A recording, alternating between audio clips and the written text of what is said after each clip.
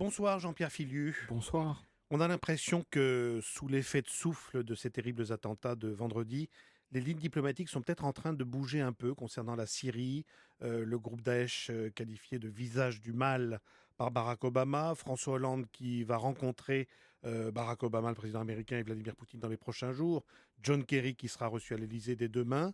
L'idée d'une grande coalition semble faire son chemin. Qu'est-ce que vous en pensez? Déjà, il faut que ce qui fasse son chemin, ce soit la prise en compte enfin de la vulnérabilité du territoire français, mais du continent européen en général, à cause de la non-politique ou de la mauvaise politique qui a été suivie par les uns et les autres en Syrie. Alors Barack Obama, on voit le changement de ton radical par rapport à Charlie Hebdo, où il n'avait pas du tout compris l'ampleur du choc que cela représentait pour la France. Là, au contraire, il a anticipé. On sait qu'il s'était même exprimé avant le président Hollande lui-même. Et on voit aux États-Unis justement cette prise de conscience que la sécurité d'un allié, le plus ancien allié des États-Unis, est en cause et que donc ce n'est pas juste une affaire de Syrie et d'éventuels arrangements russo-américains. Quant à Poutine, eh bien on sait qu'il avait été à la limite de la discourtoisie après son précédent entretien avec François Hollande, dont il avait révélé la teneur pour s'en moquer, en disant j'ai essayé de comprendre de quelle opposition modérée on me parle, etc., etc. Or, cette opposition modérée qu'il ne voit pas, eh bien, il la bombarde depuis plus d'un mois et il laisse Daesh soigneusement tranquille. Il est temps, en effet, d'avoir des priorités claires et la France est en droit de demander à ces deux grands pays qu'elles aient enfin une politique contre Daesh. Quand vous dites prise de conscience tardive, vous pensez que les Européens eux-mêmes ont sous-estimé la vulnérabilité du continent et du sol européen, puisque en fait les attentats de vendredi sont les premiers officiellement signés et revendiqués par Daesh en Europe. Effectivement, il se trouve qu'avant, Daesh avançait masqué, même si on peut voir sa main derrière dès mai 2014, l'attaque de Mehdi Nemmouche contre le musée juif de Bruxelles, évidemment, derrière Charlie Hebdo et l'hypercacher en janvier dernier. Mais d'une certaine façon, les Européens s'étaient endormis en disant que c'était peut-être un souci pour la France, mais ça n'en était pas un pour le continent lui-même. Là, on voit avec les développements en Belgique, mais aussi tout ce que l'enquête va sans doute révéler dans d'autres pays européens, que de même que pour la crise des réfugiés, qui est largement due à un effet de souffle généré par la crise elle-même du régime Assad, eh bien, on est face à un défi global à l'échelle de continent, et ce n'est pas juste le problème des Français. D'autant que l'enquête nous révèle que, par exemple, concernant Sami Amimour, qui est l'un des kamikazes qui se sont fait sauter vendredi soir au Bataclan, son chemin passe par la Syrie et le moment de sa radicalisation, c'est son départ en Syrie après sa mise en examen il y a 3 ans.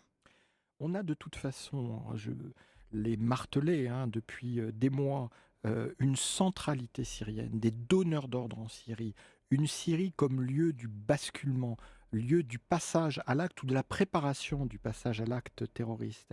Et ceux qui ont cru pendant de trop longues années, cela fait 4 ans et demi que le cauchemar syrien dure, que ce cauchemar pouvait rester confiné au territoire syrien, pouvait n'affecter que le peuple syrien et éventuellement les peuples voisins, eh bien malheureusement, ils ont vu dans le sang du 13 novembre que tout cela était une illusion tragique. Et vous confirmez que le cockpit, si je puis dire, le poste de pilotage de toutes ces actions terroristes qui sont menées maintenant, on l'a vu au Liban, en Europe, se situent bien sur le sol syrien.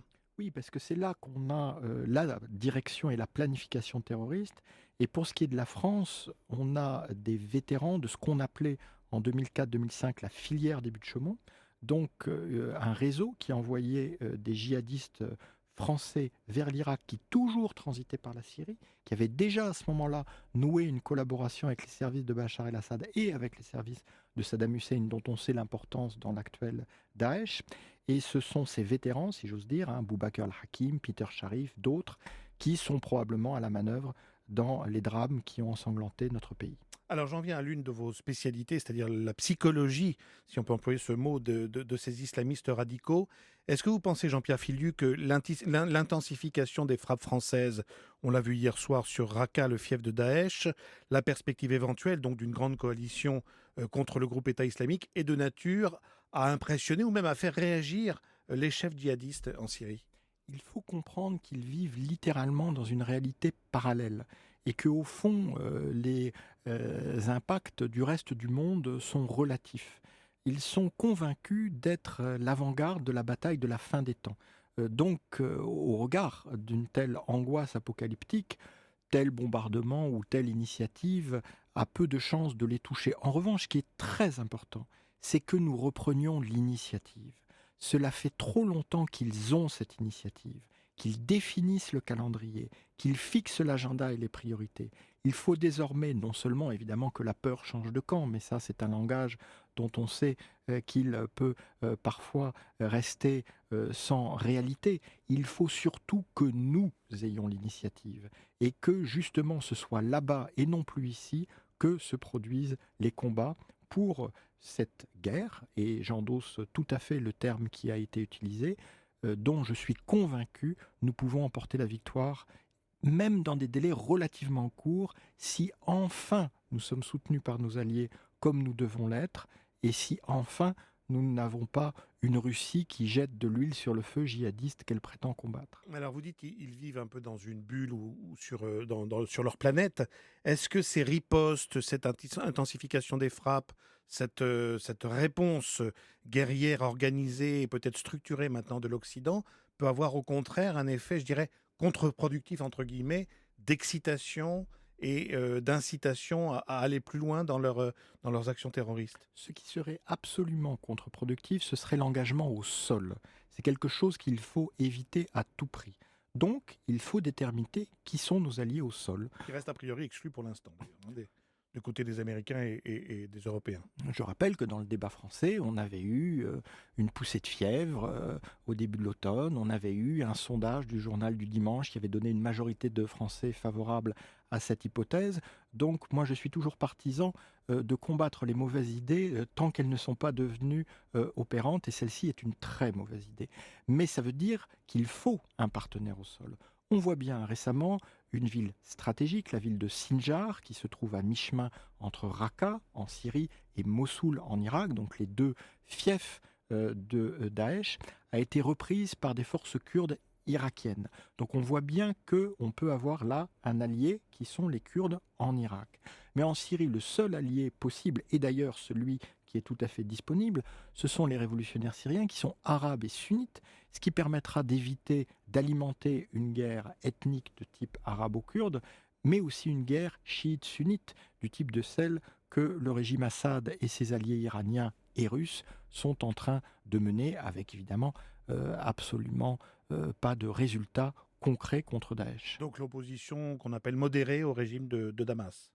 Une opposition qui incarne la troisième voie entre Bachar et Daesh. Et cette troisième voie, elle est vitale, on le voit maintenant, non seulement pour l'avenir de la Syrie, non seulement pour la sécurité du Moyen-Orient, mais on le voit aussi pour la paix sur notre continent, parce que ce n'est qu'ainsi que les deux monstres, ou que le monstre à deux faces, que sont Bachar el-Assad et Daesh, peuvent être neutralisés.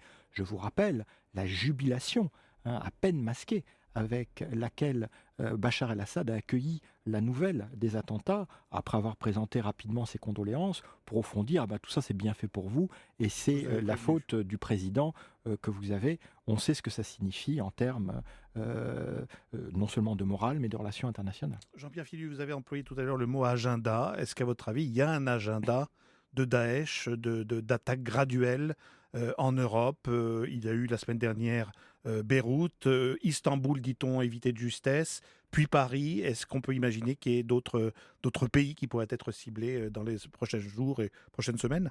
Je rajoute dans cette séquence très récente Ankara, qui avait été un carnage, et l'avion russe au-dessus du Sinaï. Oui. Je crains une réplique sur le continent européen, qui du point de vue de Daesh prendrait la forme d'attaques coordonnées dans différentes villes d'Europe et peut-être différents pays, afin de montrer justement qu'ils peuvent frapper n'importe où, n'importe quand, et que personne en Europe n'est en sécurité. Mais il faut bien voir que là encore, si on les laisse faire, ils déploieront cette planification terroriste. C'est une organisation qui, il y a 2 ans, ne contrôlait qu'une toute petite partie de cet espace moyen-oriental, et qui maintenant s'est enracinée, a pu enrôler au moins 5000 djihadistes européens et donc développer en conséquence ces réseaux sur notre continent. Nous avons trop tardé. nous avons eu un réveil tragique. La France était le pays pourtant le plus conscient de cette menace, mais maintenant c'est à l'échelle de l'Europe qu'il faut, une fois pour toutes, réagir et réagir vite et fort. Merci beaucoup Jean-Pierre Filiu pour cet éclairage et je renvoie à votre l'ouvrage récent Les Arabes, leur destin et le nôtre paru aux éditions de la Découverte. Merci d'être venu.